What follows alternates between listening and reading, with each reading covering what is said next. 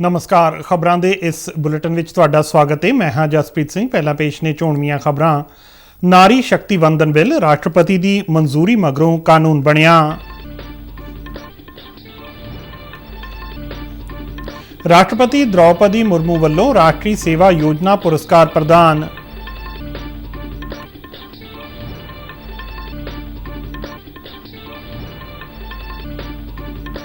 प्रधानमंत्री नरेंद्र मोदी वल्लों देशवासियों नूं 1 अक्तूबर की स्वच्छता मुहिम विच वध चढ़ के हिस्सा लैण दा सद्दा। गृह मंत्री अमित शाह ने कहा कि भारतीय सनत वल्लों अपना आकार अते पैमाना बदलण दा समा आ गया है।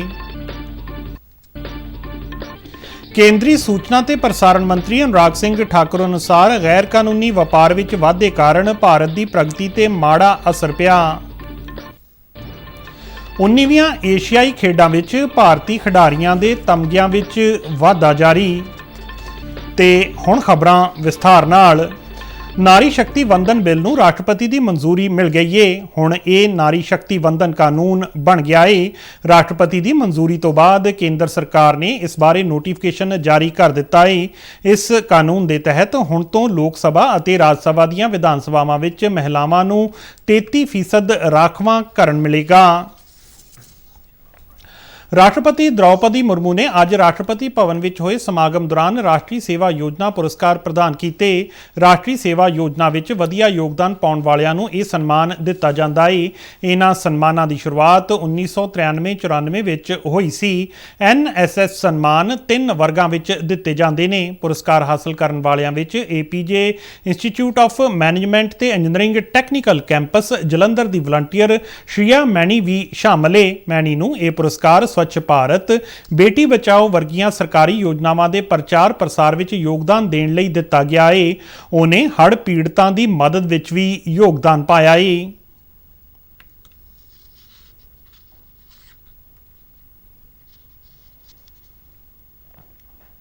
इस मौके ते होरनां तो इलावा युवा ते खेडां बारे केंद्रीय मंत्री अनुराग सिंह ठाकुर भी मौजूद सन। उन्हां ने सन्मान हासिल करन वाले वलंटियर्स नूं मुबारकबाद दित्ती। प्रधानमंत्री नरेंद्र मोदी ने देश भर के लोगों को 1 अक्तूबर को सवेरे 10 बजे शुरू होने वाली सफाई मुहिम में हिस्सा लैण का सद्दा दिता है। प्रधानमंत्री ने कहा कि स्वच्छ भारत साडे सारिਆਂ दी एक सांझी जिम्मेवारी है ते साडी हर कोशिश खास मायने रखती है। स्वच्छता ही सेवा मुहिम जन अंदोलन का रूप धार रही है। इस मुहिम में रोजाना 2 करोड़ 30 लाख व्यक्ति भागीदार बन रहे हैं।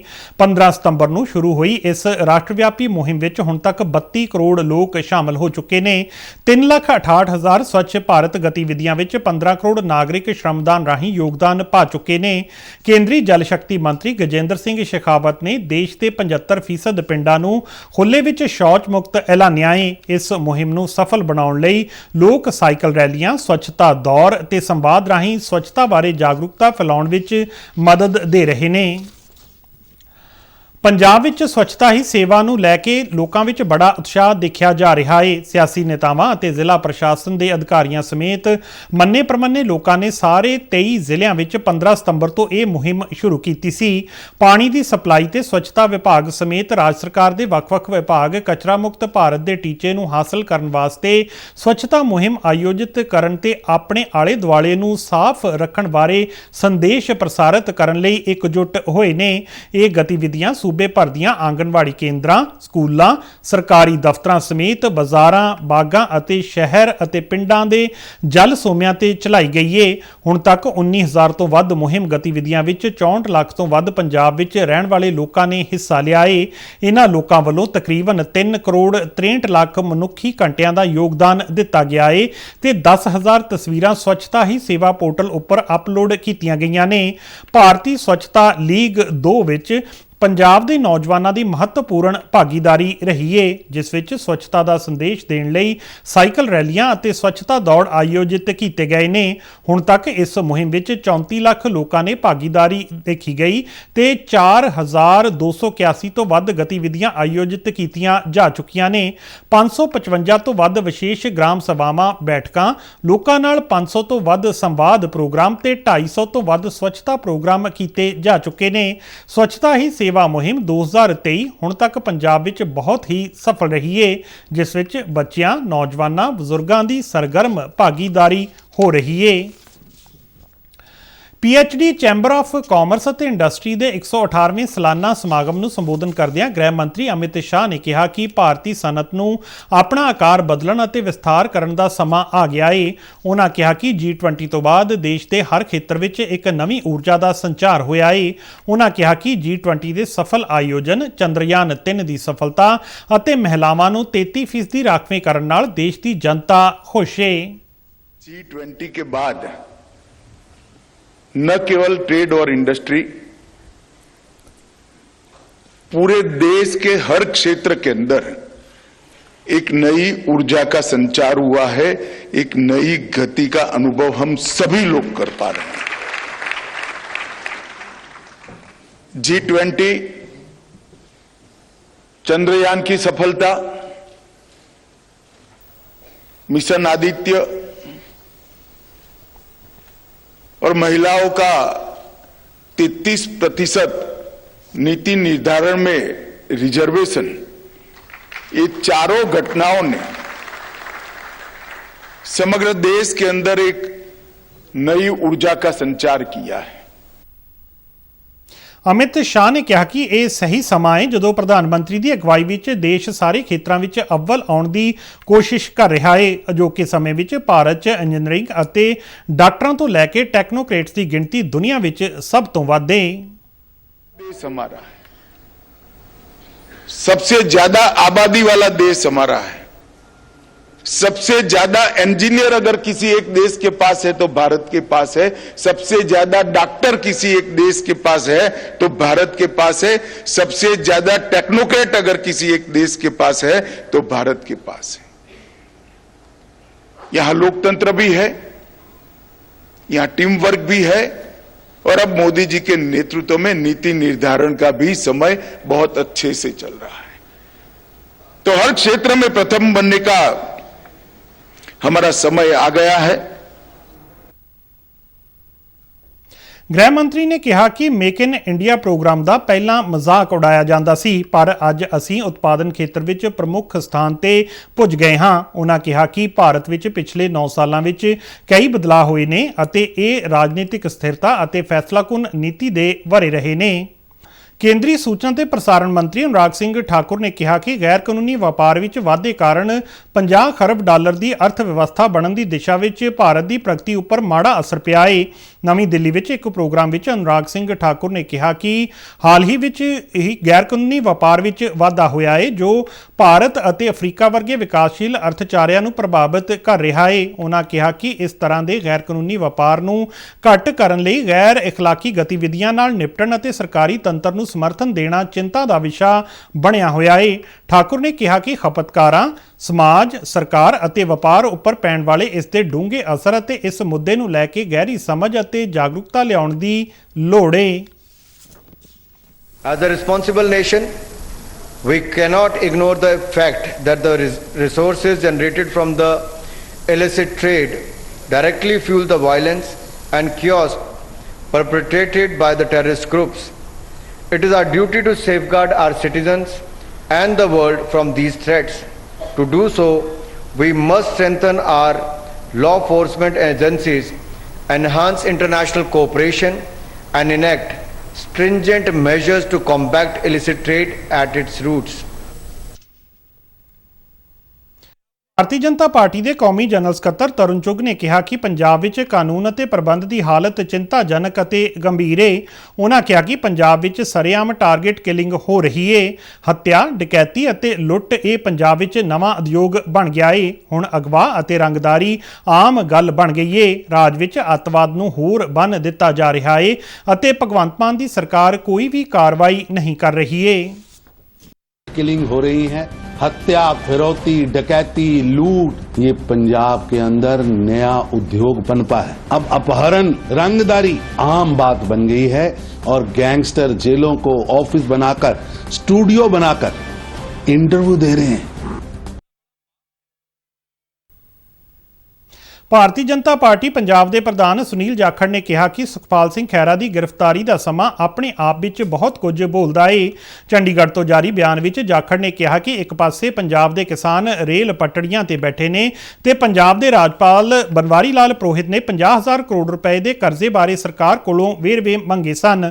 ਉਹਨਾਂ ਇਲਜ਼ਾਮ ਲਗਾਇਆ ਕਿ ਇਸ ਤੋਂ ਧਿਆਨ ਭਟਕਾਉਣਾ ਪਹਿਲਾਂ ਸਾਬਕਾ ਮੁੱਖ ਮੰਤਰੀ ਮਨਪ੍ਰੀਤ ਸਿੰਘ ਬਾਦਲ ਤੇ ਮਾਮਲਾ ਦਰਜ ਕੀਤਾ ਗਿਆ ਅਤੇ ਹੁਣ ਕਿਸਾਨਾਂ ਦੇ ਮੁੱਦੇ ਤੋਂ ਧਿਆਨ ਭਟਕਾਉਣ ਵਾਸਤੇ ਸੁਖਪਾਲ ਸਿੰਘ ਖਹਿਰਾ ਨੂੰ ਗ੍ਰਿਫਤਾਰ ਕੀਤਾ ਗਿਆ ਹੈ। ਉਹਨਾਂ ਕਿਹਾ ਕਿ ਸੂਬਾ ਸਰਕਾਰ ਇਮਾਨਦਾਰੀ ਨਾਲ ਕੰਮ ਨਹੀਂ ਕਰ ਰਹੀ। ਪੰਜਾਬ ਤੇ ਹਰਿਆਣਾ ਹਾਈ ਕੋਰਟ ਨੇ ਕੋਟਕਪੁਰਾ ਤੇ ਬਹਿਬਲ ਕਲਾਂ ਗੋਲੀ ਕਾਂਡ ਮਾਮਲੇ ਵਿੱਚ ਪੰਜਾਬ ਦੇ ਸਾਬਕਾ ਉਪ ਮੁੱਖ ਮੰਤਰੀ ਸੁਖਬੀਰ ਸਿੰਘ ਬਾਦਲ, ਸਾਬਕਾ ਡੀਜੀਪੀ ਸੁਮੇਧ ਸਿੰਘ ਸੈਣੀ ਅਤੇ 4 ਹੋਰਾਂ ਨੂੰ ਅਗਾਊਂ ਜ਼ਮਾਨਤ ਦੇ ਦਿੱਤੀ ਏ। ਅਦਾਲਤ ਨੇ ਉਹਨਾਂ ਨੂੰ ਮਾਮਲੇ ਦੀ ਜਾਂਚ ਵਿੱਚ ਸ਼ਾਮਲ ਹੁੰਦੇ ਰਹਿਣ ਦੇ ਵੀ ਆਦੇਸ਼ ਜਾਰੀ ਕੀਤੇ ਨੇ। ਇਸ ਸੰਬੰਧੀ ਹਾਈ ਕੋਰਟ ਵੱਲੋਂ ਹਦਾਇਤ ਕੀਤੀ ਗਈ ਹੈ ਕਿ ਪਟੀਸ਼ਨਰ ਪੁਲਿਸ ਅਫਸਰਾਂ, ਗਵਾਹਾਂ ਇਸ ਸੰਬੰਧੀ ਤੱਥਾਂ ਅਤੇ ਸਥਿਤੀਆਂ ਤੋਂ ਜਾਣੂ ਕਿਸੇ ਵਿਅਕਤੀ ਤੇ ਕੋਈ ਦਬਾਅ ਨਹੀਂ ਪਾਉਣਗੇ ਅਤੇ ਨਾ ਹੀ ਕਿਸੇ ਨੂੰ ਡਰਾਉਣ ਧਮਕਾਉਣਗੇ। ਭਾਰਤ ਬਨਾਮ ਪਾਕਿਸਤਾਨ ICC ਵਿਸ਼ਵ ਕੱਪ 2023 ਦੇ ਮੈਚ ਤੋਂ ਪਹਿਲਾਂ ਧਮਕੀ ਜਾਰੀ ਕਰਨ ਤੋਂ ਬਾਅਦ ਪਾਬੰਦੀਸ਼ੁਦਾ ਸੰਗਠਨ ਸਿੱਖਸ ਫਾਰ ਜਸਟਿਸ ਦੇ ਸੰਸਥਾਪਕ ਅਤੇ ਨਾਮੀ ਅੱਤਵਾਦੀ ਗੁਰਪਤਵੰਤ ਸਿੰਘ ਪੰਨੂ ਦੇ ਖਿਲਾਫ FIR ਦਰਜ ਕੀਤੀ ਗਈ ਹੈ। ਅਸਲ ਵਿੱਚ ਵੱਖ-ਵੱਖ ਸੋਸ਼ਲ ਮੀਡੀਆ ਹੈਂਡਲਜ਼ ਤੇ ਪਹਿਲਾਂ ਤੋਂ ਰਿਕਾਰਡਡ ਧਮਕੀ ਭਰੇ ਸੰਦੇਸ਼ ਪ੍ਰਕਾਸ਼ਿਤ ਕੀਤੇ ਗਏ ਅਤੇ ਮਾਹੌਲ ਖਰਾਬ ਕਰਨ ਦੀ ਕੋਸ਼ਿਸ਼ ਕੀਤੀ ਗਈ ਸੀ। ਪੰਨੂ ਦੇ ਖਿਲਾਫ 121A, 153AB, 505 IPC UAPA ਅਤੇ IT ਐਕਟ 66F ਦੇ ਤਹਿਤ FIR ਦਰਜ ਕੀਤੀ ਗਈ ਹੈ। ਮੇਰੀ ਮਾਟੀ ਮੇਰਾ ਦੇਸ਼ ਪ੍ਰੋਗਰਾਮ ਹੇਠ ਦਿੱਲੀ ਵਿੱਚ ਅੰਮ੍ਰਿਤ ਵਾਟਿਕਾ ਬਣਾਉਣ ਲਈ ਦੇਸ਼ ਦੇ ਸਾਰੇ ਪਿੰਡਾਂ ਵਿੱਚੋਂ ਮਿੱਟੀ ਇਕੱਠੀ ਕੀਤੀ ਜਾ ਰਹੀ ਹੈ। ਇਸੇ ਲੜੀ ਹੇਠ ਅੱਜ ਆਰਮੀ ਪਬਲਿਕ ਸਕੂਲ ਖਾਸਾ ਕੈਂਟ ਵੱਲੋਂ ਕਲਸ਼ ਯਾਤਰਾ ਕੱਢੀ ਗਈ, ਜਿਸ ਦੀ ਸ਼ੁਰੂਆਤ ਸਰਦਾਰ ਸ਼ਾਮ ਸਿੰਘ ਅਟਾਰੀਵਾਲਾ ਦੀ ਸਮਾਧ ਤੋਂ ਕੀਤੀ ਗਈ। ਇਸ ਮੌਕੇ ਪੰਜ ਪ੍ਰਣ ਦੀ ਸਹੁੰ ਵੀ ਚੁਕਾਈ ਗਈ ਅਤੇ ਬਾਅਦ ਵਿੱਚ ਹਰ ਘਰ ਤੋਂ ਮਿੱਟੀ ਇਕੱਠੀ ਕੀਤੀ ਗਈ। ਆਰਮੀ ਪਬਲਿਕ ਸਕੂਲ ਦੇ ਅਧਿਆਪਕਾਂ, ਵਿਦਿਆਰਥੀਆਂ ਤੇ ਪਿੰਡ ਵਾਸੀਆਂ ਨੇ ਇਸ ਵਿੱਚ ਯੋਗਦਾਨ ਦਿੱਤਾ।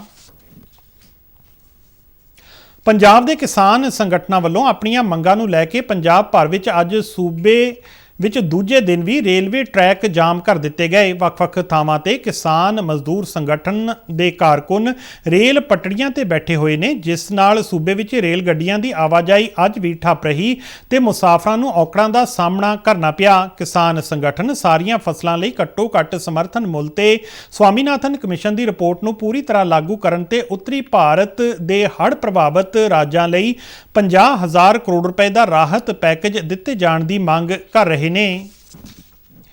ਚੀਨ ਦੇ ਹਾਂਗਜ਼ੂ ਵਿੱਚ ਚੱਲ ਰਹੀਆਂ ਏਸ਼ੀਆਈ ਖੇਡਾਂ ਵਿੱਚ ਭਾਰਤੀ ਖਿਡਾਰੀਆਂ ਦਾ ਸ਼ਾਨਦਾਰ ਪ੍ਰਦਰਸ਼ਨ ਲਗਾਤਾਰ ਜਾਰੀ ਹੈ।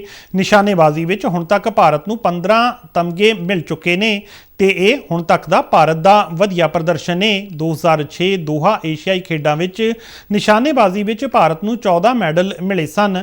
ਮਹਿਲਾਵਾਂ ਦੇ 10 ਮੀਟਰ 에ਅਰ ਰਾਈਫਲ ਮੁਕਾਬਲੇ ਵਿੱਚ ਭਾਰਤ ਨੂੰ ਸੋਨ ਅਤੇ ਚਾਂਦੀ ਦਾ ਤਮਗਾ ਹਾਸਲ ਹੋਇਆ। ਨਿਸ਼ਾਨੇਬਾਜ਼ ਪਲਕ ਨੂੰ ਸੋਨ ਤੇ ਈਸ਼ਾ ਸਿੰਘ ਨੂੰ ਚਾਂਦੀ ਦਾ ਤਮਗਾ ਮਿਲਿਆ।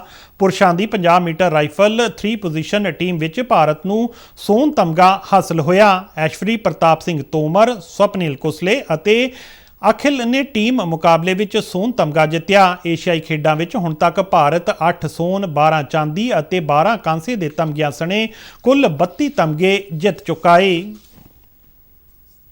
ਖਬਰਾਂ ਦੇ ਬੁਲੇਟਿਨ ਸਾਡੇ ਦਰਸ਼ਕ RNU DDK ਜਲੰਧਰ ਦੇ YouTube ਚੈਨਲ, Facebook ਪੇਜ ਅਤੇ X ਹੈਂਡਲ ਤੇ ਵੀ ਦੇਖ ਸਕਦੇ ਨੇ। ਤੇ ਬੁਲੇਟਿਨ ਦੇ ਅਖੀਰ ਵਿੱਚ ਚੋਣਵੀਆਂ ਖਬਰਾਂ ਇੱਕ ਵਾਰ ਫਿਰ ਤੋਂ। ਨਾਰੀ ਸ਼ਕਤੀ ਵੰਦਨ ਬਿੱਲ ਰਾਸ਼ਟਰਪਤੀ ਦੀ ਮਨਜ਼ੂਰੀ ਮਗਰੋਂ ਕਾਨੂੰਨ ਬਣਿਆ। ਰਾਸ਼ਟਰਪਤੀ ਦ੍ਰੌਪਦੀ ਮੁਰਮੂ ਵੱਲੋਂ ਰਾਸ਼ਟਰੀ ਸੇਵਾ ਯੋਜਨਾ ਪੁਰਸਕਾਰ ਪ੍ਰਦਾਨ।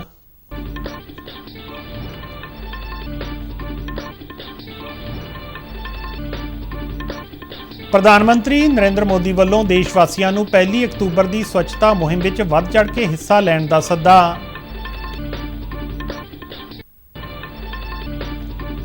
ਕੇਂਦਰੀ ਗ੍ਰਹਿ ਮੰਤਰੀ ਅਮਿਤ ਸ਼ਾਹ ਨੇ ਕਿਹਾ ਕਿ ਭਾਰਤੀ ਸਨਅਤ ਵੱਲੋਂ ਆਪਣਾ ਆਕਾਰ ਅਤੇ ਪੈਮਾਨਾ ਬਦਲਣ ਦਾ ਸਮਾਂ ਆ ਗਿਆ ਹੈ।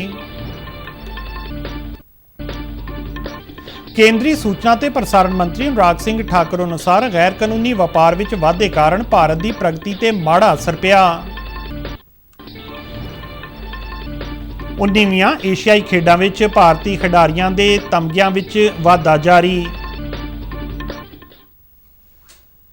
ਤੇ ਇਸ ਦੇ ਨਾਲ ਹੀ ਖਬਰਾਂ ਦਾ ਇਹ ਬੁਲੇਟਿਨ ਖਤਮ ਹੁੰਦਾ ਹੈ। ਇਜਾਜ਼ਤ ਦਿਓ। नमस्कार।